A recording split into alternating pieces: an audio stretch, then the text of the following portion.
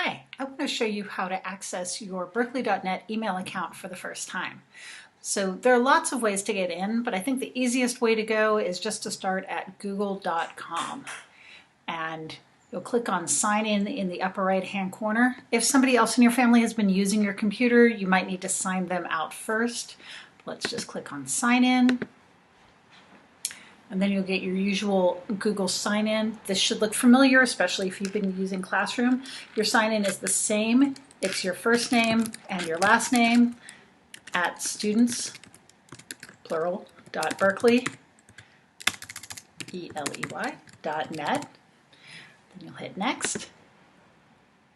And your password is the word Berkeley, and then your ID number. If you're not sure what you're typing, you can always click on this I to show it.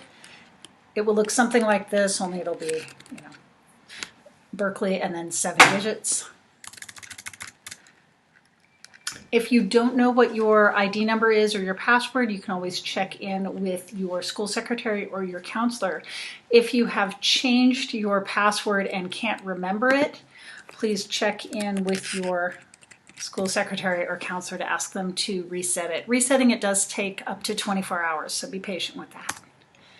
Okay, and then hit return or next, and now you're signed in. You know you're signed in because you'll see an initial up here in the upper right hand corner, or an icon if you've got an image of yourself or some other image for your account. So you could just click right here on Gmail to get to your account, or you could go through this little grid to see all the different Google apps that you can access. So I'm going to click on this. It looks like an envelope with a red M on it to get to Gmail. And now you're signed into your account.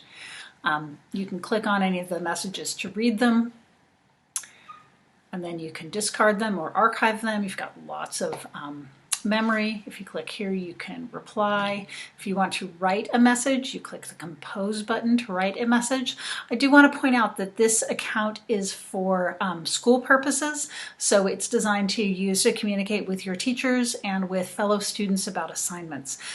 If you would like an account to use with your friends socially or for fun, please set something up with your family, with your parents and guardians.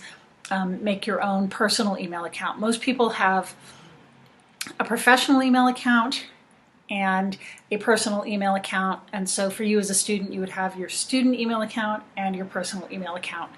And I do want to point out that the one that's provided by the school district, that account can be looked at by administrators and teachers as well. We all have access to the student accounts. So, look in your inbox for new messages. Try to check your email about once a day. Most of your teachers should be sending you messages through Google Classroom, but some of them might prefer to use email. If you've been using Classroom, you should know that you can bop back and forth between all the different apps. Again, just by clicking on this little grid or waffle and getting to the different tools that you're used to using. So hopefully that was helpful. Welcome to your email account. Use it well. Oh, and also always make sure to sign out when you're done with it, especially if you share your computer with other people in your household. So just you click on the upper right hand corner and then click sign out. Thanks for watching.